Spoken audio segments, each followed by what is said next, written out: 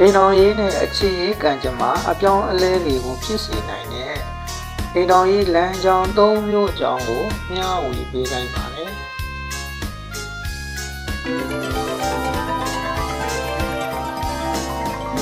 အိမ်တော်ရေးလမ်းကြောင်းအစုံမှာတေးစဲသဘောပြတ်နေပြီးပြတ်တဲ့အပိုင်းကလေးကတိုးနေခဲ့မယ်ဆိုရင်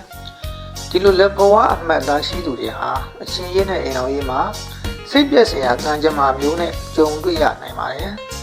ပထမဆုံးအနေနဲ့တဦးနဲ့တဦးနှစ်ကာချစ်ခဲ့ကြပြီမဲ့လက်မထက်ဖြစ်ပဲအသေးကွဲရနိုင်ပါတယ်တခါတရံမှာမင်္ဂလာပွဲရက်တွေတက်မှတ်ပြီးဖိတ်စာတွေတောင်ရိုက်ပြီးမှအကြောင်းမျိုးမျိုးကြောင့်ပြက်ပြားသွားပြီးဂုံတိတ်ခါပိုင်းဆိုင်ရာထိခိုက်မှုတွေနဲ့စိတ်ဆင်းရဲစရာတွေကြုံရတတ်ပါတယ်ဒါအပြင်အခက်အခဲပေါင်းများစွာကိုကြော်ဖြတ်ပြီးလက်ထက်လိုက်ရပေမဲ့မကြာခင်မှာပဲအိမ်တော်ကြီးပြိုကွဲသွားတတ်ပါတယ်။ကွဲကွာသွားတဲ့အိမ်တော်ကြီးကိုပြန်လည်တည်ဆောက်ဖို့အကြိမ်ကြိမ်ကြိုးစားပေမဲ့မအောင်မြင်ပဲတသက်တာလုံးအတွက်လမ်းခွဲရတဲ့အထိဖြစ်သွားနိုင်ပါတယ်။အိမ်တော်ကြီးလမ်းကြောင်းဟာကျိုးပြတ်ပြီးတိကျတဲ့သဘောဖြစ်နေကပြန်ဆက်တဲ့အပိုင်းကရှိနေရင်ဒီလိုပုံစံရှိတဲ့လက်ဘဝပိုင်ရှင်တွေဟာအခြေရေးအိမ်တော်ကြီးမှာခွဲခွာခြင်းပြန်လည်ပေါင်းစည်းခြင်းစတဲ့အခြေအနေမျိုးတွေကိုကြုံတွေ့ရတတ်ပါတယ်ပထမဦးဆုံးအနေနဲ့ချစ်သူနဲ့အဆင်မပြေဖြစ်ပြီးခွဲခွာခဲ့ရပြီမဲ့အချိန်တစ်ခုကြာတဲ့အခါမှာပြန်လည်သင့်မြတ်ပြီးပေါင်းဖက်နိုင်ပါတယ်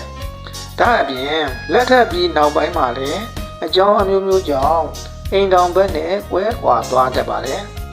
ဒါပေမဲ့ခဏတာခွဲခွာပြီးတော့ပြန်လည်လက်သွဲပြီးပျော်ရွှင်တဲ့အိမ်တော်ကြီးကိုပြန်လည်တည်ဆောက်နိုင်တဲ့ကံကြမ္မာမျိုးရှိပါတယ်။အိမ်တော်ကြီးလမ်းကြောင်းဟာထင်ရှားပြီးပြည့်နေရင်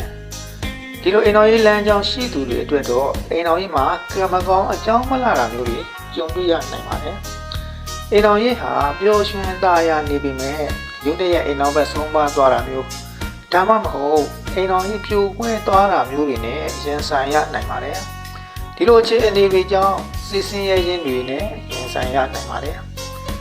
ဒီအချက်တွေကတော့လက်ဘဝဘောကအခြေရေးနဲ့အိမ်တော်ရေးလမ်းကြောင်းတွေကိုအခြေခံပြီးစူးစီးဖော်ပြပေးလိုက်တာဖြစ်ပါတယ်